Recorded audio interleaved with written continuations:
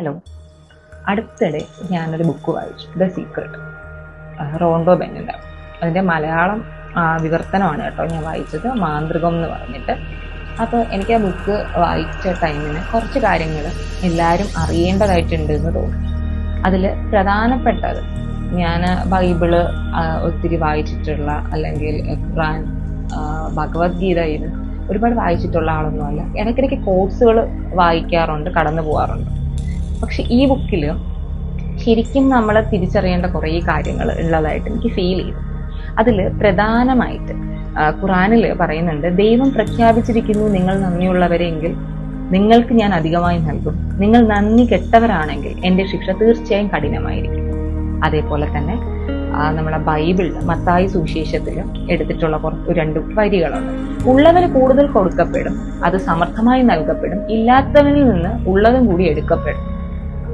ഈ രണ്ട് കോട്ടിലും നമുക്ക് ലിമിറ്റിംഗ് ബിലീഫ്സ് ഉണ്ട്. ആ ലിമിറ്റിംഗ് ബിലീഫ്സിനെ പറ്റി റോണ്ടോ ബെൻ പറയുന്നുണ്ട് കേട്ടോ. നമ്മുടെ സാധാരണ മനുഷ്യർ എപ്പോഴും പറയുന്ന കുറെ ലിമിറ്റിംഗ് ബിലീഫ്സ് എന്താണ് സമ്പന്നൻ കൂടുതൽ സമ്പന്നനും ദരിദ്രൻ കൂടുതൽ ദരിദ്രനുമാണ് എന്ന തോന്നലാണ് നമുക്കൊക്കെ ഉള്ളത്, അല്ലേ?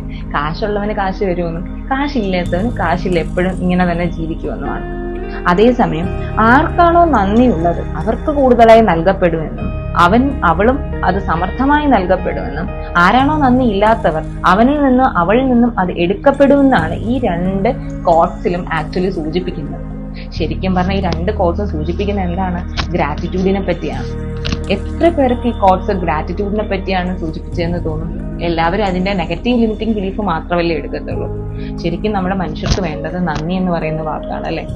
നമ്മൾ നന്ദിയുള്ളവരാണെങ്കിൽ നമുക്ക് സമർത്ഥമായി എല്ലാം നമുക്കുണ്ടാവും. നമ്മൾ എപ്പോഴും നമ്മളെ ബ്ലെസ്സിങ്സ് കൗണ്ട് ചെയ്യണം. ഒരിക്കലും നമുക്കത് കിട്ടിയില്ലല്ലോ, ഇത് നടന്നില്ലല്ലോ എന്ന ദുഃഖത്തെക്കാളും നമുക്ക് കിട്ടിയതിൽ നമ്മൾ എപ്പോഴും നന്ദിയുള്ളവരാണെങ്കിൽ നമുക്ക് പുതിയ കാര്യങ്ങൾ ഉണ്ടായിക്കൊണ്ടേയിരിക്കും.